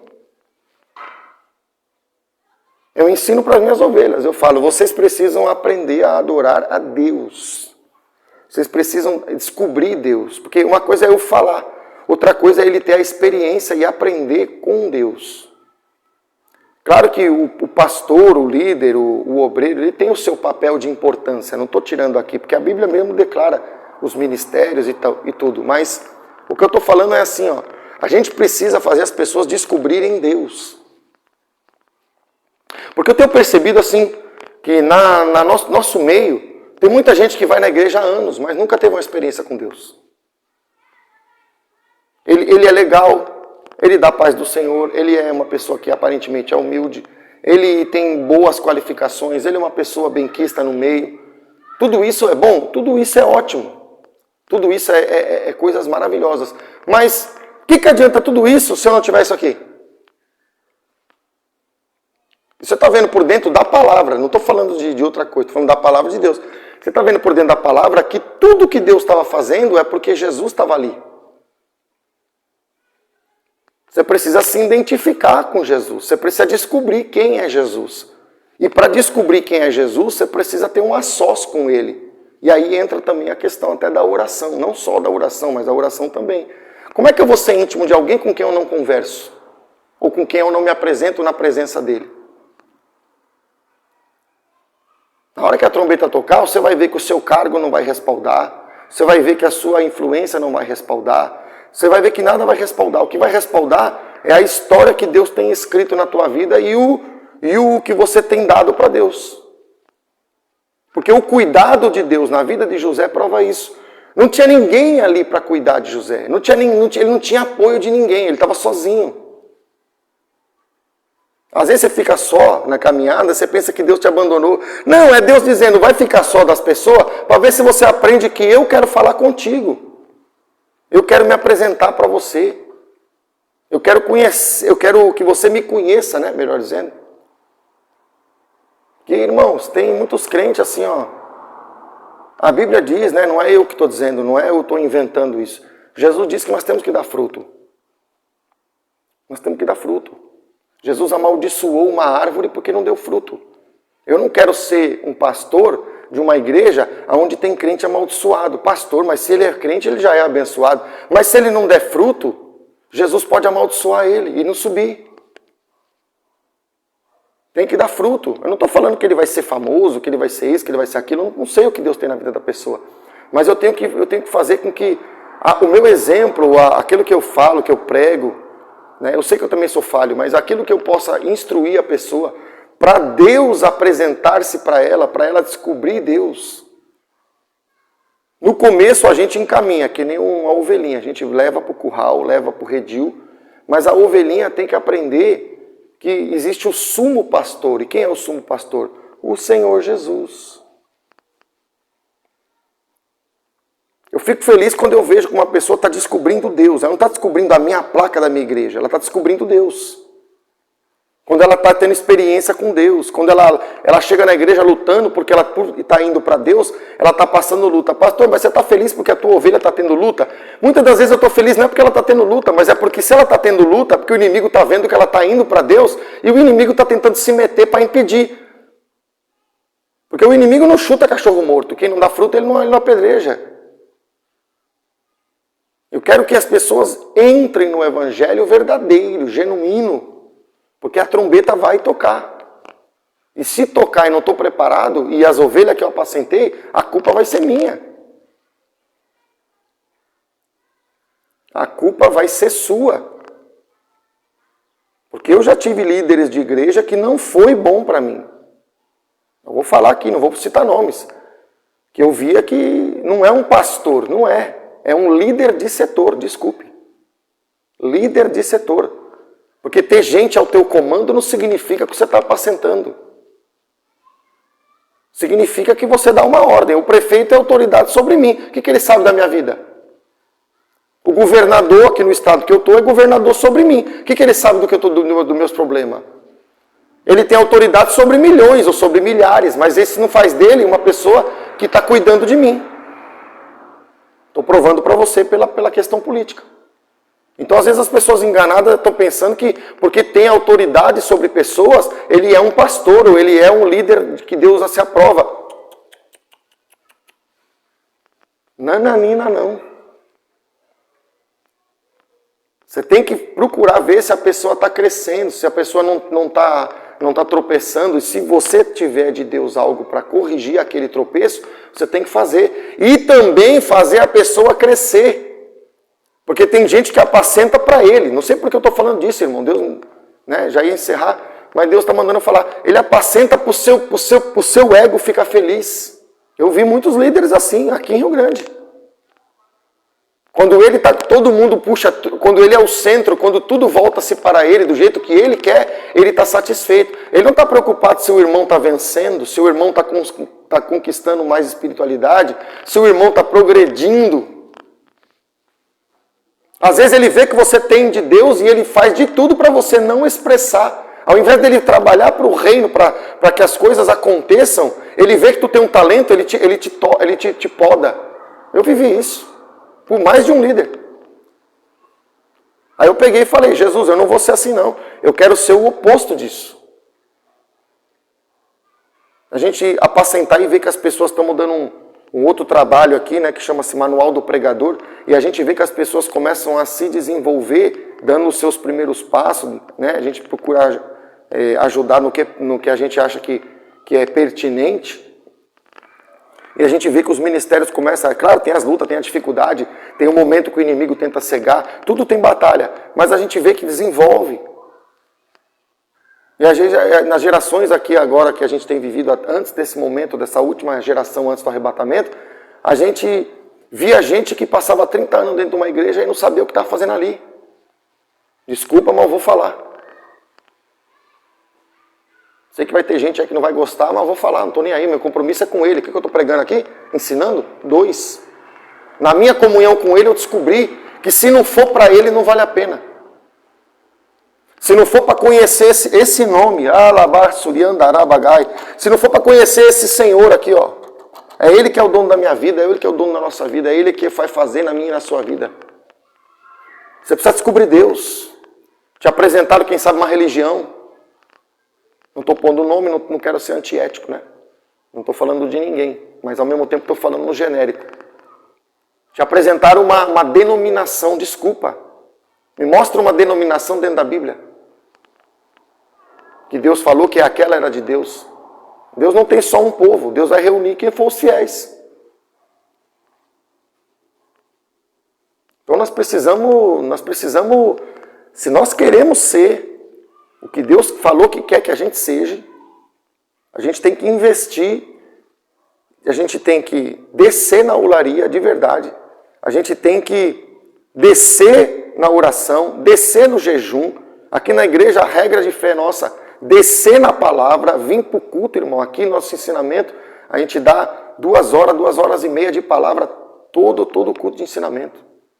Agora estamos com esse propósito aqui, né, pela internet, que é um pouquinho mais enxuto, mas também estamos com esse propósito de levar o que Deus autorizou, né, porque temos que ter a direção de Deus para fazer as coisas, para que as pessoas conheçam mais da palavra. Você precisa se aprofundar mais na palavra, irmão. Você precisa descobrir o que Deus quer de você ali.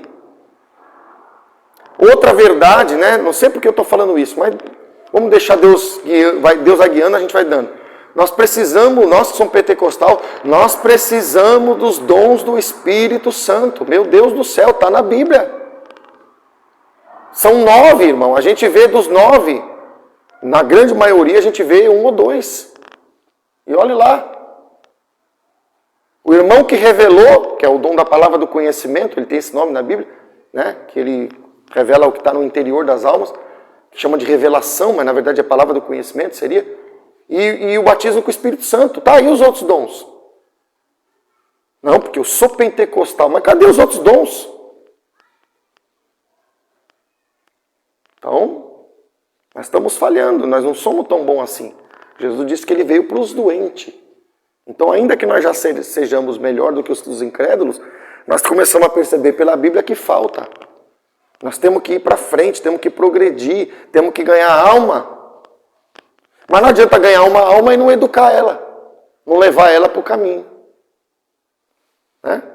Tem que mostrar para ela o que é Deus, quem Deus quer ser na vida dela, que ela tem que conhecer a Deus. Tem muita gente que conhece o ministério, conhece o nome da igreja, conhece a convenção, nada contra, irmão. Deus levantou as convenções aí e glória a Deus pelo que Deus fez aí. Até falando da denominação que sou hoje, pastor, Assembleia de Deus. Glória a Deus pela Assembleia de Deus, mas nós temos que fazer a obra como o Senhor quer. Amém, meus irmãos? A paz do Senhor a todos. né? Esse era o conteúdo que nós tínhamos para passar, referente ao tema 7 selos do Apocalipse, lição 2. Espero que vocês tenham gostado, compreendido, né, o que a gente se dedicou aqui para transmitir. E também pedimos para que você compartilhe com pessoas que possam se interessar por este tema. Um grande abraço, fiquem todos na paz do Senhor.